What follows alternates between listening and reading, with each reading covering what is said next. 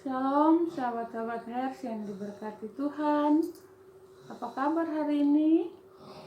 Ya, puji Tuhan, kembali kita dapat bertemu di saat ini dan sama-sama kita akan membaca firman Tuhan di hari ini dari Kejadian pasal 26 ayatnya yang pertama sampai ayatnya yang ke-35. Untuk itu mari kita berdoa. Tuhan, kami mengucap syukur untuk hari yang baru, hari pemberian Tuhan. Juga kami mengucap syukur untuk nafas kehidupan yang Tuhan anugerahkan dalam kehidupan kami sampai pada saat ini.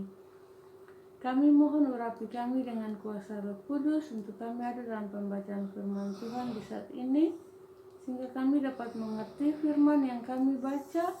Kami percaya firman dan kami melakukan firman dalam kehidupan kami. Dari hari lepas hari dituntun oleh kuasa Roh Kudus untuk puji dan hormat bagi nama Tuhan Allah kami. Di dalam nama Yesus Kristus firman yang hidup kami berdoa kepada Allah Bapa di dalam kerajaan surga. Haleluya. Amin. Kejadian pasal 26 ayatnya yang pertama sampai ayatnya yang ke-35 yang berbunyi demikian. Ishak di negeri orang Filistin. Maka timbullah kelaparan di negeri itu. Ini bukan kelaparan yang pertama yang telah terjadi dalam zaman Abraham. Sebab itu Ishak pergi ke Gerar kepada Abimelek, raja orang Filistin. Lalu Tuhan menampakkan diri kepadanya serta berfirman, "Janganlah pergi ke Mesir, diamlah di negeri yang akan kukatakan kepadamu. Tinggallah di negeri ini sebagai orang asing, maka aku akan menyertai engkau dan memberkati engkau. Sebab kepadamulah dan kepada keturunanmu akan kuberikan seluruh negeri ini. Dan aku akan menepati sumpah yang telah kukatakan kepada Abraham ayahmu.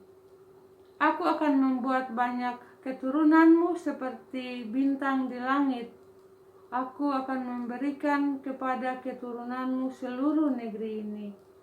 Dan oleh keturunanmu semua bangsa di bumi akan mendapat berkat.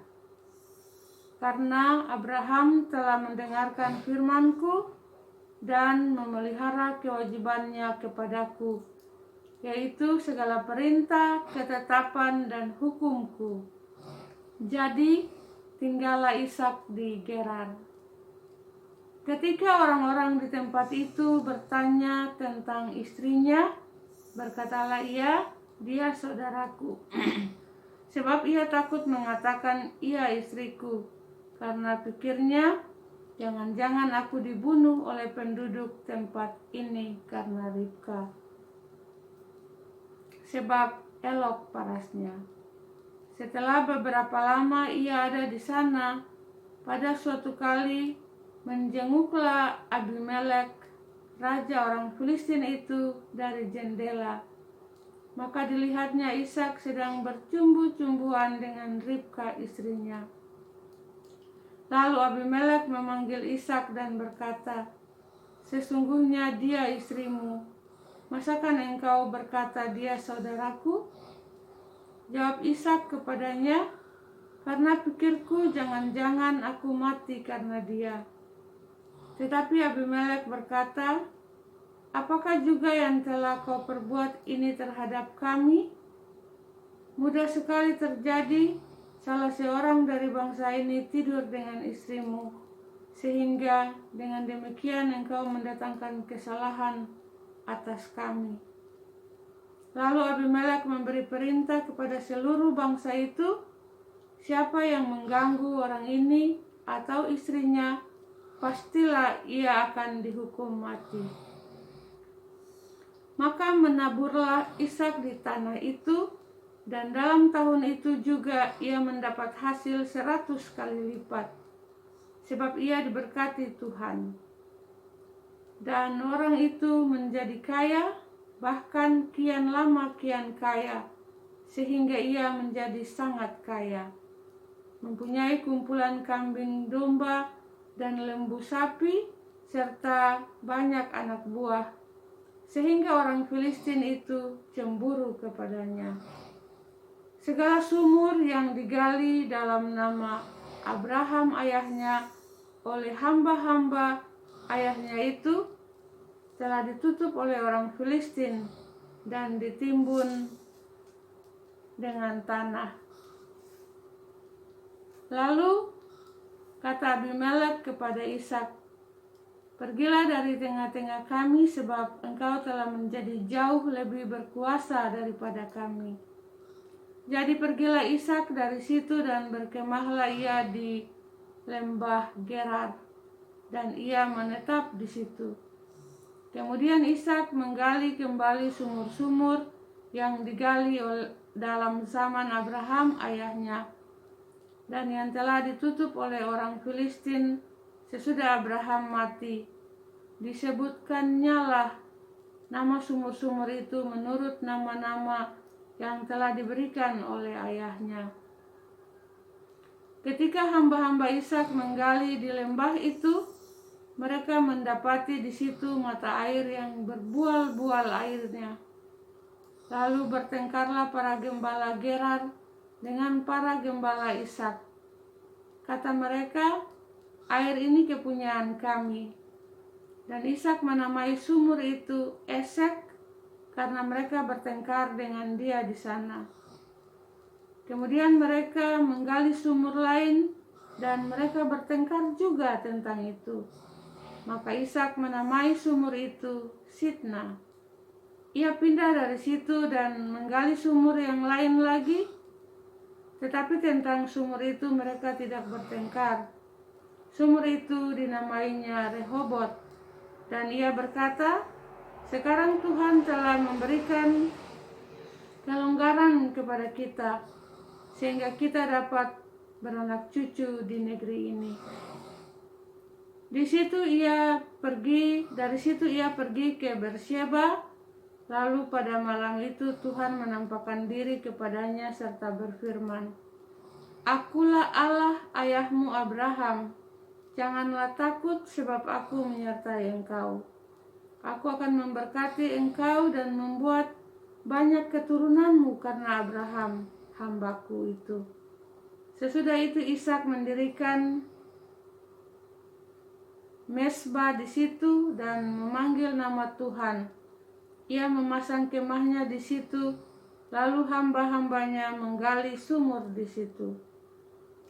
Datanglah Abimelek dari Gerar mendapatkannya bersama-sama dengan Ahuzat, sahabatnya, dan Pikol, kepala pasukannya.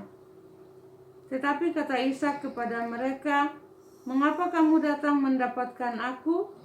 Bukankah kamu benci kepadaku dan telah menyuruh aku keluar dari tanahmu?" Jawab mereka, "Kami telah melihat sendiri bahwa Tuhan menyertai engkau. Sebab itu kami berkata, baiklah kita mengadakan sumpah setia antara kami dan engkau, dan baiklah kami mengikat perjanjian dengan engkau, bahwa engkau tidak akan berbuat jahat kepada kami, seperti kami tidak mengganggu engkau, dan seperti kami semata-mata berbuat baik kepadamu, dan membiarkan engkau pergi dengan damai. Bukankah engkau sekarang yang diberkati Tuhan?" Kemudian Ishak mengadakan perjamuan bagi mereka, lalu mereka makan dan minum. Keesokan harinya pagi-pagi bersumpah-sumpahlah mereka. Kemudian Ishak melepas mereka, dan mereka meninggalkan dia dengan damai. Pada hari itu datanglah hamba-hamba Ishak memberitahukan kepadanya tentang sumur yang telah digali mereka, serta berkata kepadanya, "Kami telah mendapat air." Lalu dinamainya lah sumur itu Sheba, Sebab itu nama kota itu adalah Beersheba sampai sekarang. Ketika Esau telah berumur 40 tahun, ia mengambil Yudit, anak Beeri, orang Het, dan Basmat, anak Elon, orang Het, menjadi istrinya. Kedua perempuan itu menimbulkan kepedihan hati bagi Ishak dan bagi Ribka. Demikianlah ayat pembacaan firman Tuhan di saat ini yang merupakan makanan rohani kita. Berbahagialah kita yang mendengar firman Tuhan, percaya firman Tuhan, dan melakukan dalam kehidupan kita sehari-hari untuk puji dan hormat bagi nama Tuhan. Tuhan Yesus memberkati kita semua. Amin. Shalom.